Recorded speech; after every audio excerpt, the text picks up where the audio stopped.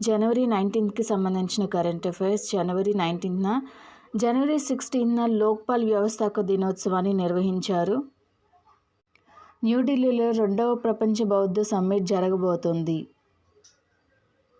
భారత స్వాతంత్ర్య సమరయోధురాలైన పార్వతీగిరి జన్మ శతాబ్ది సందర్భంగా ప్రధాని నరేంద్ర మోడీ ఘనంగా నివాళులర్పించారు. ఈమెను పశ్చిమ ఒడిశా మదర్ తెరెసాగా కూడా పిలుచుకుంటారు. జర్మనీ ఛాన్సలర్ ఫ్రెడ్రిక్ మెర్జ్ భారత పర్యటన సందర్భంగా మన దేశ సాంస్కృతిక వారసత్వాన్ని చాటి చెప్పే అరుదైన బహుమతులను భారత ప్రభుత్వం ఆయనకు అందజేసింది. కేంద్ర రోడ్డు రవాణా మరియు రహదారుల మంత్రిత్వ శాఖ, సేవ్ లైఫ్ ఫౌండేషన్ సంయుక్తంగా విడుదల చేసిన తాజా నివేదిక. గ్వాటెమాలాలో నేరగాళ్ల ముఠాలు సృష్టించిన బీభత్సం వల్ల అధ్యక్షుడు బెర్నార్డో అరేవాలో దేశంలో 30 రోజుల పాటు అత్యవసర పరిస్థితిని ప్రకటించాడు. వినియోగదారుల ఫిర్యాదుల పరిష్కార వ్యవస్థను మరింత పటిష్టం చేసేందుకు ఆర్బీఐ బ్యాంకులు మరియు ఎన్బీఎఫ్సీకు కీలక మార్గదర్శకాలను జారీ చేసింది. చైనాలో జనాభా సంక్షోభం మరింత తీవ్రతరమవుతుంది. సోమవారం విడుదలైన ప్రభుత్వ గణాంకాల ప్రకారం వరుసగా 4వ ఏడాది చైనా జనాభా తగ్గింది. ఆరావళి పర్వత శ్రేణుల అక్రమ మైనింగ్, అడవుల నరికివేత మరియు భూకబ్జాల వల్ల జీవ వైవిధ్యం దెబ్బతింటుందని సంకల ఫౌండేషన్ తన అధ్యయనంలో వెల్లడించింది.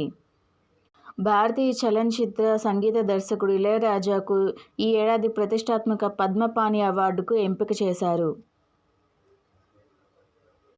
అంతర్జాతీయ ద్రవ్యనిధి తన తాజా వరల్డ్ ఎకనామిక్ అవుట్లుక్ నివేదికలో భారత ఆర్థిక వ్యవస్థ వృద్ధి అంచనాలను సవరించింది.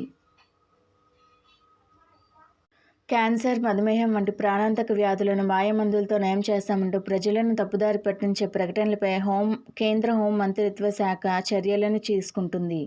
ఇరాన్లో తలెత్తిన రాజకీయ అస్థిరత మరియు తీవ్ర నిరసనల నేపథ్యంలో అక్కడ చిక్కుకుపోయిన భారతీయులను రక్షించడానికి భారత ప్రభుత్వం ఆపరేషన్ స్వదేశ్ అనే ఆపరేషన్ను చేపట్టింది. లడఖ్లోని లేహ్ సమీపంలో ఉన్న ప్రఖ్యాత స్పితుక్ మఠంలో స్పితుక్ గుస్టర్ పండుగను ఘనంగా నిర్వహించారు. న్యూజిలాండ్లోని ఫ్యూర్ ల్యాండ్లో 300-400 సంవత్సరాల పురాతనమైన నల్లటి పగడాన్ని శాస్త్రవేత్తలు కనుగొన్నారు. భారతదేశానికి తొలి ఒలింపిక్ బాక్సింగ్ పతక విజేత అయిన విజేందర్ సింగ్ ఆసియా బాక్సింగ్ కౌన్సిల్లో చేరాడు. జాతీయ స్టార్టప్ దినోత్సవం సందర్భంగా ది లోన్లీ లయన్స్ పుస్తక ఆవిష్కరణ. Lieutenant doctor Sudha OTA Gwalior స్వర్ణం గెలుచుకున్న తొలి ఈశాన్య ప్రాంత వ్యక్తిగా గుర్తింపు పొందింది. తమిళనాడు హిందీయేతర భాషల కోసం సెమ్మల్లి ఇలకియా విరుదును అనే అవార్డును ప్రారంభించింది. ఇలాంటి వీడియోస్ కోసం నా ఛానల్ సబ్స్క్రైబ్ చేయండి. Thank you.